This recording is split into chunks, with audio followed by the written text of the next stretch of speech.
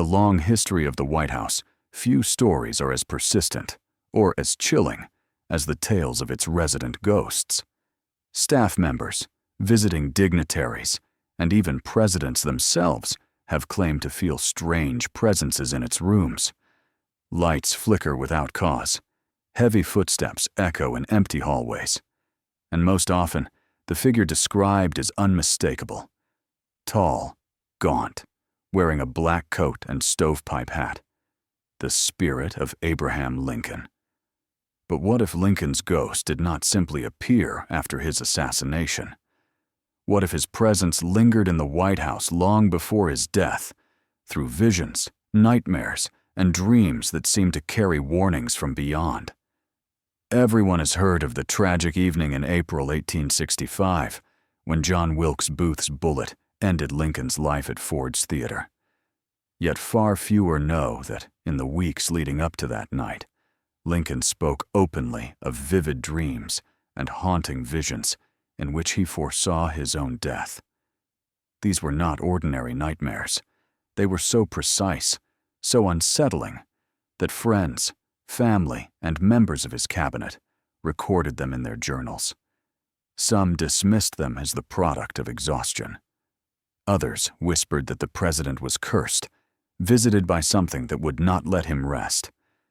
One account, told by Lincoln himself just days before his assassination, described a dream so vivid that it left everyone who heard it speechless.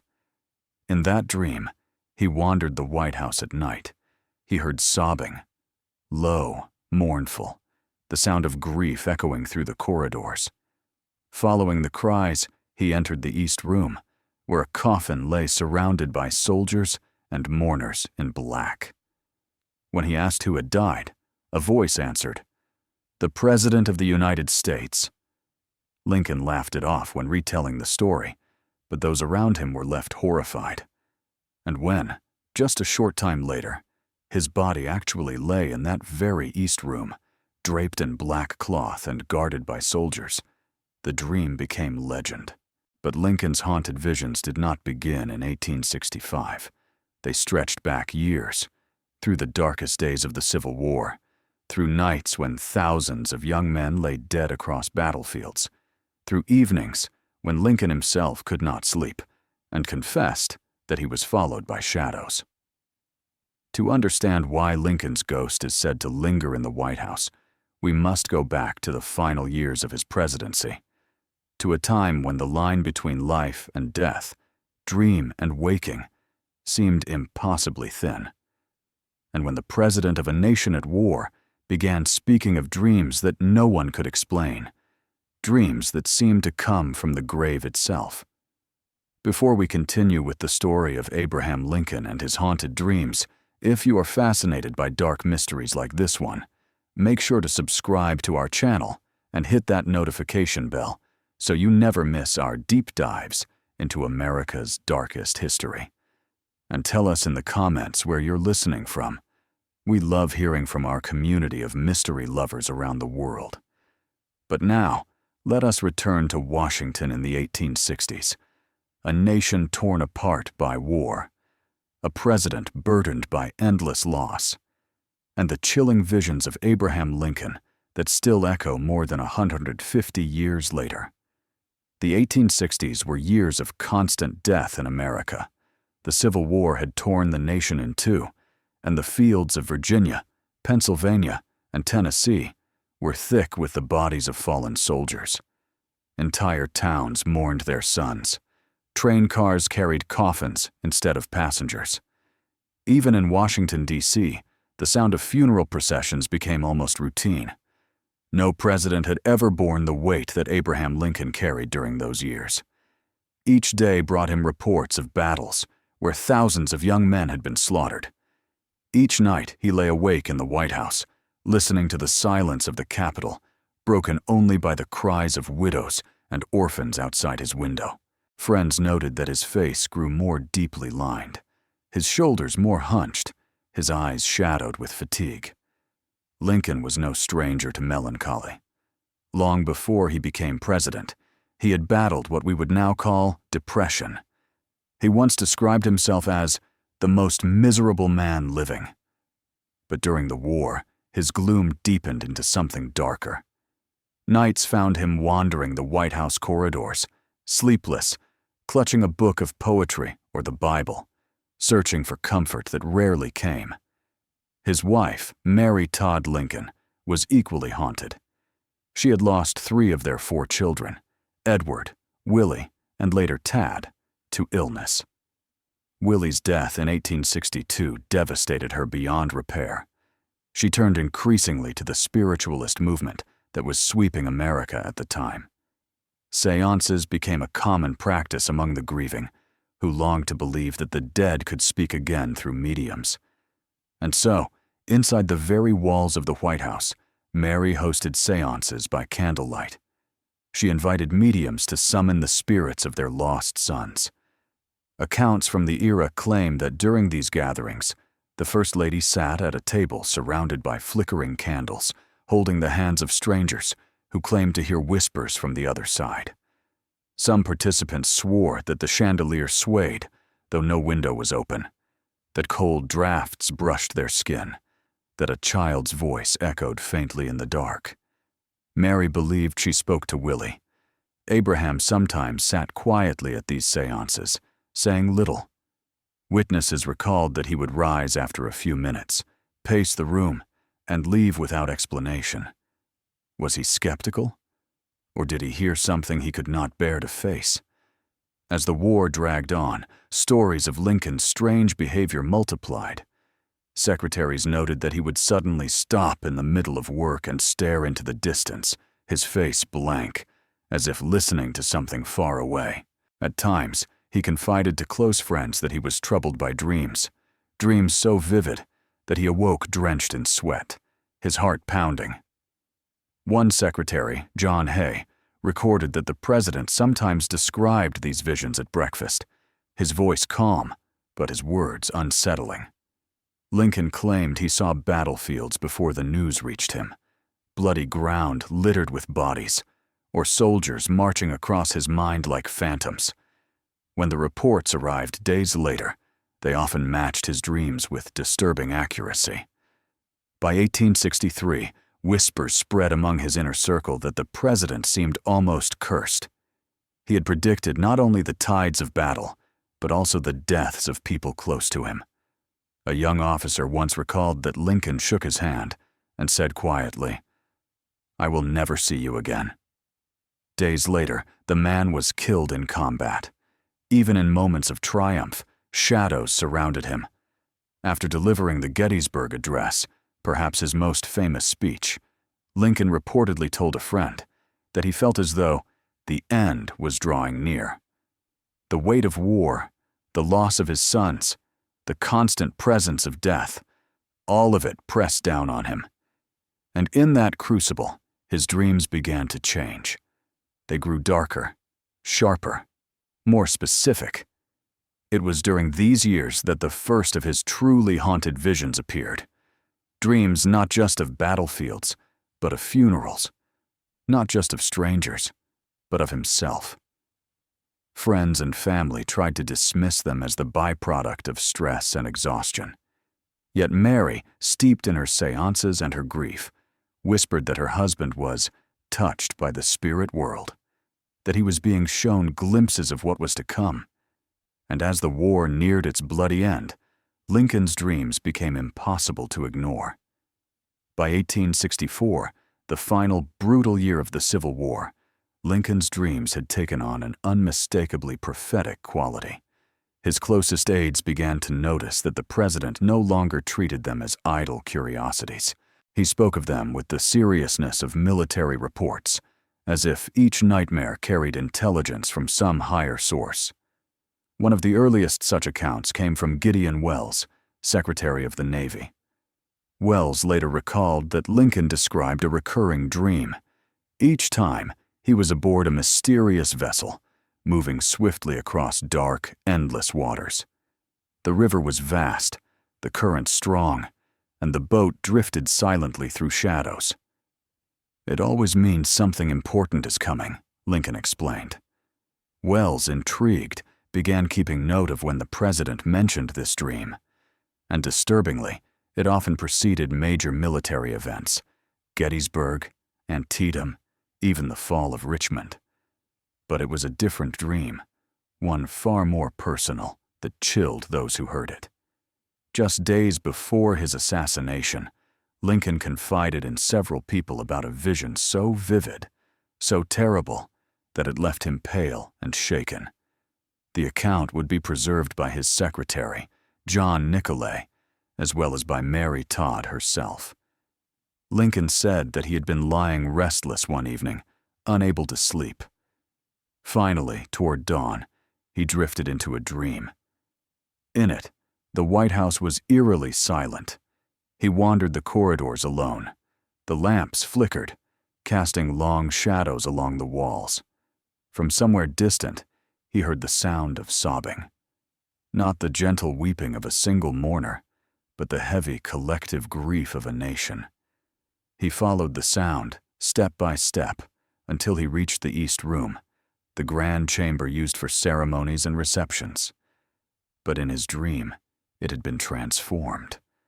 Black drapes hung from the walls, soldiers stood at attention, and in the center lay a coffin, draped in the American flag. Lincoln approached and asked one of the guards, "Who is dead in the White House?" "The president," came the reply. At that moment, the sobbing grew louder, echoing through the vast hall. Lincoln awoke, his heart pounding. When he recounted this vision to friends, some dismissed it nervously as the product of fatigue. Others were horrified. Mary begged him not to share such things, believing it was a sign from beyond. Yet Lincoln himself, half smiling, brushed it off. "It was only a dream," he said. But his tone was subdued, as though part of him knew it was more than that. This was not the only instance of Lincoln predicting his own death. In another chilling story, he once told a congressman that he had seen his own reflection doubled in a mirror, two faces staring back at him, one pale, almost ghostly. Superstitious by nature, Mary believed it meant that he would win a second term, but would not live to finish it. And indeed, as the spring of 1865 arrived, Lincoln often spoke of death with a strange calmness, as though he had accepted its inevitability. On April 14th, just hours before leaving for Ford's Theater, he told his bodyguard William Crook, "Goodbye, Crook." Normally, he said, "Good night." When Crook corrected him, Lincoln repeated firmly, "Goodbye, Crook. Goodbye." It was the last time they would speak. In hindsight, every detail seemed like a warning ignored. The doubled reflection, the dream of the coffin in the East Room, the president's growing fixation on his own mortality. To his friends, it seemed as though Lincoln's spirit already walked with one foot in the grave, drifting between the living and the dead. The nation would soon learn that these dreams were not metaphors, they were visions. And within days, the president would be carried into the very East Room he had seen in his nightmare, his lifeless body lying in a coffin draped with the flag of the United States. But to understand the full weight of these visions, we must return to Lincoln's final weeks, to the nights when his laughter seemed forced, his eyes distant, and his words filled with dark foreboding. He was not just a president exhausted by war. He was a man who knew, somehow, in some way, that death was already on its way. The final weeks of Abraham Lincoln's life were marked by contradictions. Outwardly, he appeared lighter than he had in years. The Union was on the brink of victory. Richmond, the Confederate capital, had fallen. General Lee had surrendered at Appomattox. Washington rang with church bells and cannon fire celebrating peace. Yet beneath Lincoln's outward calm, friends noticed something unsettling. He spoke often of death. He carried himself with an air of resignation, as though his life's purpose had been fulfilled, and all that remained was to step into the grave. On April 4th, 1865, just 10 days before his assassination, Lincoln walked through the smoldering ruins of Richmond. "Citizens, Some newly freed slaves, some defeated Southerners, gathered around him. Eyewitnesses reported that he moved slowly, almost dreamlike, his expression solemn. To those who greeted him, he gave warm words. Yet later, when asked about the experience, he told an aide, "I suppose it is fated that I should not live long. If there is a plot against me, it is likely to succeed. But I do not believe it is in the power of man to kill me before my time has come." Those who heard such statements often tried to dismiss them as exaggeration, but he repeated them with such consistency and with such eerie calm that people grew uneasy. Mary Todd Lincoln, ever more obsessed with the spiritual world, took his premonitions seriously. She had continued holding seances in the White House, convinced she could reach their dead son, Willie. Some nights, in candlelit rooms heavy with incense, she asked mediums whether her husband was destined to die. Lincoln himself would sometimes sit quietly at these gatherings, his face unreadable. When pressed about it later, he admitted, "I have strange dreams, and I think something will happen soon." One evening, just a week before the assassination, Lincoln gathered a small group of close friends, including his bodyguard William Crook and his friend Ward Hill Layman. He described once again the dream of the East Room coffin. According to Layman's account, Lincoln spoke slowly, as if each word carried unbearable weight. "I saw myself in the White House. It was quiet, still as death. I wandered from room to room until I entered the East Room. Before me stood a catafalque, and on it lay a corpse wrapped in funeral vestments. Soldiers kept watch. People wept. When I asked who had died, a soldier said, 'The President. He was killed by an assassin.' The room fell silent. Layman, unnerved, begged Lincoln to dismiss it as mere imagination, but the President only smiled faintly. 'It is only a dream,' he said again. Yet his tone suggested otherwise. Even in public, Lincoln began to hint at his foreboding sense of doom. On April 11th, he addressed a jubilant crowd from the balcony of the White House. He spoke of reconciliation, of binding the nation's wounds. But later that evening, he confided to a senator, "I feel a great weight has been lifted, and now I am ready to rest." His personal secretary, John Hay, later recalled that in those final days, Lincoln seemed to radiate a peculiar brightness, almost a serenity. He laughed more easily, joked with visitors, even played with his youngest son, Tad. Yet behind the laughter was something else, a sense of farewell. "He looked at us," Hay wrote, "as though he already belonged to another world." Mary, increasingly desperate, begged him not to go out so often. She confessed to friends that she had seen omens, strange shadows in mirrors, sudden chills in rooms. She believed that spirits were warning her of disaster.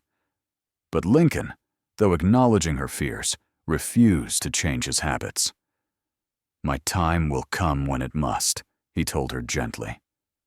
On the evening of April 14th, Good Friday, Lincoln was scheduled to attend a performance of Our American Cousin at Ford's Theater. He hesitated briefly, telling one aide he would rather stay home. But Mary insisted that they go. The war was ending, and appearances of joy were expected. That afternoon, he met with his cabinet for what would be his last session. According to Gideon Wells, Lincoln entered the room smiling, announcing he had experienced his boat dream again the previous night, the one that always preceded great events. "Something important will happen very soon," he said. No one could have guessed just how soon. As the cabinet dispersed, Secretary of War Edwin Stanton noted that Lincoln seemed uncharacteristically buoyant, almost giddy with relief that the war was ending. Yet, as Stanton later admitted, he felt an unexplainable chill. It was as if Lincoln were not celebrating victory, but bidding farewell. That evening, as the carriage rolled toward Ford's Theater, Lincoln leaned back and gazed at the setting sun. He turned to Mary and said softly, "We will be the happiest people in the world. Or we were meant to be." These were his last words of peace before the bullet. What makes this sequence so chilling in retrospect is not just that Lincoln dreamed of his own death, it is that he seemed to accept it. Every friend, every cabinet member, every family member noticed it. His calm, his references to rest, his dreams of funerals. It was as though the President of the United States, the man who had held a nation together, had already crossed the threshold in spirit, waiting only for his body to follow. The afternoon of April 14, 1865, was unusually warm in Washington. The war was effectively over. Crowds filled the streets, waving flags, singing patriotic songs, lighting bonfires in celebration. The city that had known nothing but mourning and fear for 4 long years was suddenly alive with relief. And yet, within the White House, Abraham Lincoln seemed oddly detached. That morning, he met with his cabinet one final time. Gideon Wells recorded that Lincoln began the meeting with a story of his strange dream. Once again, he described being on a mysterious ship, gliding rapidly across dark waters toward an unknown shore. "It has always meant great events," he said. Then, with a smile that unsettled those around him, he added, "And I believe it means we are soon to see the end." The meeting concluded with optimism for the country's future, but more than one participant later admitted that they left the room with a strange heaviness, as though something unseen pressed on the air. By evening, the Lincolns prepared for the theater. Mary had insisted they attend, hoping to appear publicly joyful in victory. General Grant and his wife had been invited, but declined. Instead, the presidential party consisted of Major Henry Rathbone and his fiancée, Clara Harris. The 4 climbed into a carriage at around 8 p.m. The president appeared relaxed, even cheerful, but Mary noted later that he looked at her with unusual tenderness. He was so strangely affectionate, she recalled. It was as if he wished to be remembered in that way. As the carriage rattled down Pennsylvania Avenue, Lincoln gazed at the city that had been both his burden and his duty. The gas lamps glowed in the dusk, casting halos around the cheering crowds. He turned to Mary and whispered words she would never forget. "We will be the happiest people in the world. We were meant to be happy." The carriage arrived at Ford's Theater. The play, Our American Cousin, had already begun. But when Lincoln entered the presidential box, the audience rose in thunderous applause. Witnesses said he bowed his head shyly, smiling faintly at the ovation. The band struck up Hail to the Chief. Then he settled into the high-backed rocking chair provided for him. The theater was warm that night, filled with the smells of gaslight and crowded bodies. From the stage, actors could see Lincoln's tall frame leaning comfortably, his long legs crossed, his eyes fixed on the comedy below.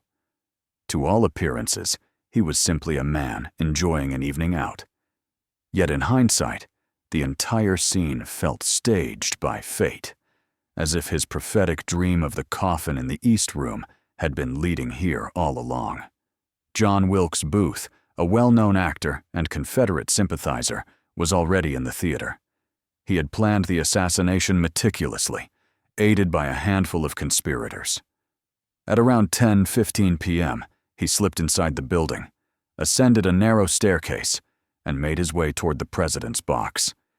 In his hand, he carried a small pistol.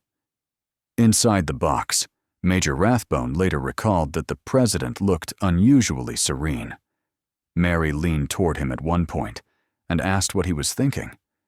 Lincoln replied softly, "I could stay here forever." These were among his last spoken words. Then, at the perfect moment in the play, when the audience roared with laughter, Booth pushed open the door, aimed his pistol at the back of Lincoln's head, and fired. The shot echoed through the theater like a cannon. Lincoln slumped forward, his head falling to his chest. Mary screamed. Major Rathbone lunged at Booth, who drew a knife and slashed Rathbone's arm before leaping to the stage below. Booth shouted, "Sic semper tyrannis," thus always to tyrants, and fled. The theater dissolved into chaos. Clara Harris tried to staunch Rathbone's bleeding. Mary clutched her husband's body, sobbing uncontrollably. Audience members panicked, some rushing for the exits, others surging toward the box. Soldiers forced their way inside, lifting Lincoln from his chair. The president's body was carried across the street to the Peterson boarding house. There, in a small back bedroom, he was laid diagonally across a bed too short for his 6'4" frame. Doctors worked frantically, probing the wound, trying to stop the bleeding. But it was hopeless. The bullet had lodged deep in his brain. Throughout the night, cabinet members, generals, and friends gathered in the cramped room. Some prayed, others wept, others sat in silence. Mary wailed in despair, collapsing repeatedly into fits of grief. Secretary of War Edwin Stanton stood vigil, his stern face wet with tears. Outside, crowds gathered in the street, waiting in stunned silence for news. At 7:22 a.m. on April 15th, Abraham Lincoln breathed his last. Stanton, breaking the silence, spoke the words that would echo through history. Now, he belongs to the ages. The body of the president was later carried back to the White House, and in one of history's most haunting fulfillments of a dream, his coffin was placed in the East Room, the very setting Lincoln had described in his nightmare. Black crepe hung from the walls. Soldiers stood at attention. Mourners filled the chamber. The president had dreamed it, and now it had come true, down to the smallest detail. Friends who remembered his story were left shaken. It seemed impossible to deny that Lincoln had foreseen his own assassination, that he had glimpsed his funeral before it happened. Even skeptics admitted the coincidence was too exact, too chilling to ignore. The man who had saved the Union was gone, but his visions, his haunted dreams, lingered, casting a shadow that would stretch far beyond his death. The morning of April 15, 1865, left America shattered. Church bells tolled. Black crepe appeared on every door in Washington. The president's coffin, placed in the East Room exactly as he had dreamed, became the centerpiece of national mourning. His body would later be carried by train across the country, allowing millions to say goodbye. Yet even as the physical Abraham Lincoln was laid to rest, many believed his spirit never truly left. From the moment of his death, strange stories began to circulate in the White House. Staff reported hearing footsteps in the hallways at night, heavy and deliberate, like the tread of a tall man pacing the corridors. Doors opened on their own. Cold drafts swept through rooms with no windows. Lamps flickered in the East Room, even when no one was present. Some swore they saw a tall figure, clad in black, moving silently in the shadows. Mary Todd Lincoln herself was the first to insist that her husband's spirit lingered. After the assassination, her obsession with seances deepened. She confided to friends that Lincoln had visited her in dreams, speaking softly, assuring her that he was at peace. In one seance, she claimed, his voice came through clearly. "Mary, it is not the end. I am still here." Skeptics dismissed this as grief, but those who knew Mary insisted she was convinced her husband's presence remained in the White House.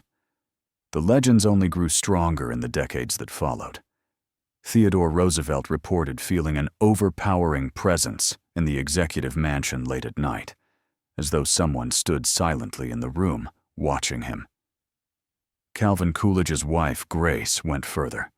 She swore she had seen Lincoln with her own eyes, standing by a window of the Oval Room, gazing out toward the Potomac.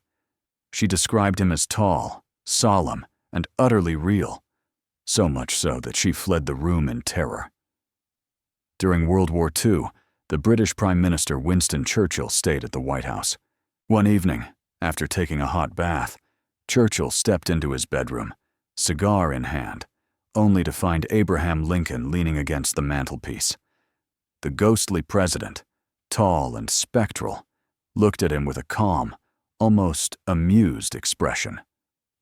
Churchill, never at a loss for words, reportedly muttered, "Good evening, Mr. President. You seem to have me at a disadvantage." The figure smiled faintly, then vanished.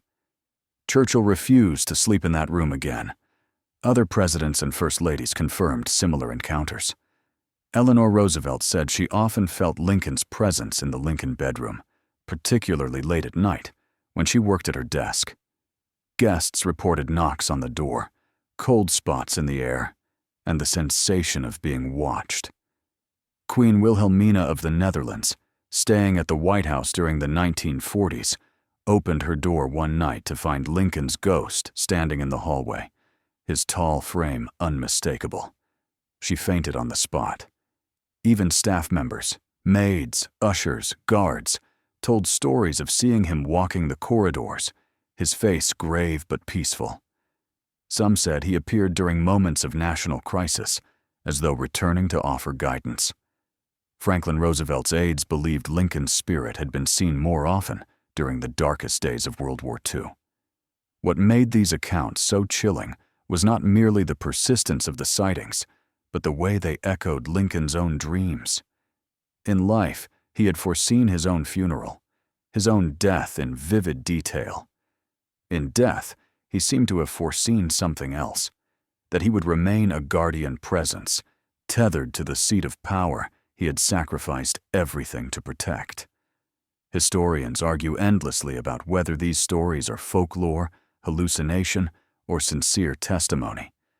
But the sheer number of witnesses, world leaders, first ladies, hardened soldiers, makes the Lincoln ghost one of the most consistently reported hauntings in American history. There is a deeper, more unsettling layer to these accounts. Many spiritualists of the 19th century believed that when someone dies violently, their soul is often caught between worlds. Lincoln did not die peacefully in bed.